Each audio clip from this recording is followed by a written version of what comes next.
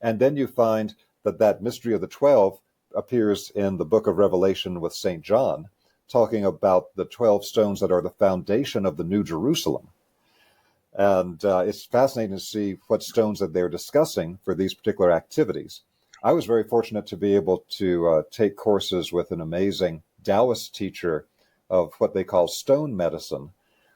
His name is Jeffrey Yuen. He's the 88th Lineage Grand Master of the Jade Purity Lineage, and one of the only people I know in the world that is teaching the original Taoist stone medicine. It's incredible stuff. But the thing is that when the Communist Chinese took over China, they destroyed, just about everything related to religion. They killed a lot of the Taoist masters, things of that kind. And so originally, the Taoist esoteric medicine had just as advanced a stone medicine as it had a plant medicine. But to create what's now called traditional Chinese medicine, which is not traditional Chinese medicine, it's the modern communist Chinese version of it, they took out not only all the esoteric references from the Chinese medicine that the Taoists had created, they also took out the stone medicine. Because they thought, well, for us to get the Chinese medicine out, in the West, they just understand pharmaceuticals, and that's related to the plants. So they'll understand plant medicine. We have acupuncture and plant medicine. If you go to TCM education now, that's what you're going to get. But they also had a mineral stone medicine that was incredibly advanced. And when you get into what these Taoists actually understand about what the different stones do energetically in a human being, how they activate certain forces, it's absolutely mind-blowing.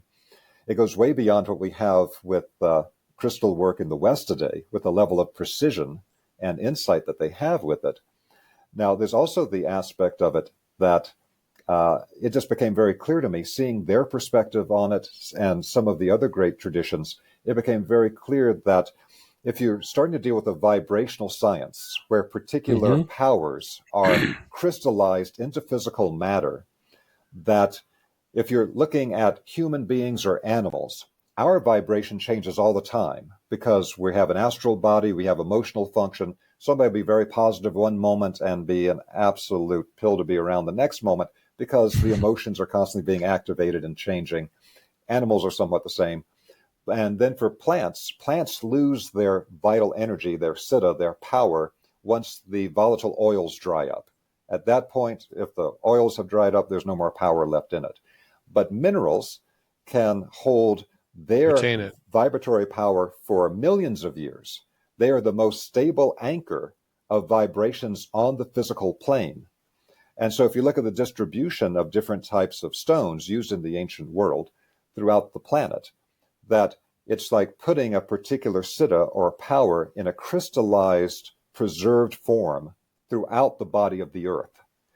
And this has always fascinated me, so that now when I go to like the Tucson Gem Show, and I see it from the perspective that the mineral kingdom is the library of all of the divine vibrations crystallized into matter on the physical plane, it becomes a very different type of experience. But it's something that's absolutely fascinating. So that's part of my perspective on the thing with the crystal science of the ancient world, and then about the actual creation of these actual crystals in the body. It's like collapse of the wave function in physics. The wave of what they've generated as far as their merit of what they've done with their consciousness and the energy has actually crystallized and collapsed into the physical form, into the body, that then is something that put into the earth is almost like the minerals distributed into the earth, but it becomes an anchor for this merit or this new vibration to help transform the earth to its higher stage.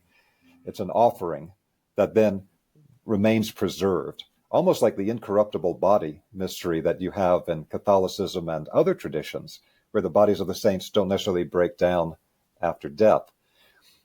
So there's something I think that's incredibly important about it and really points to the significance of physical crystallization to add to the process here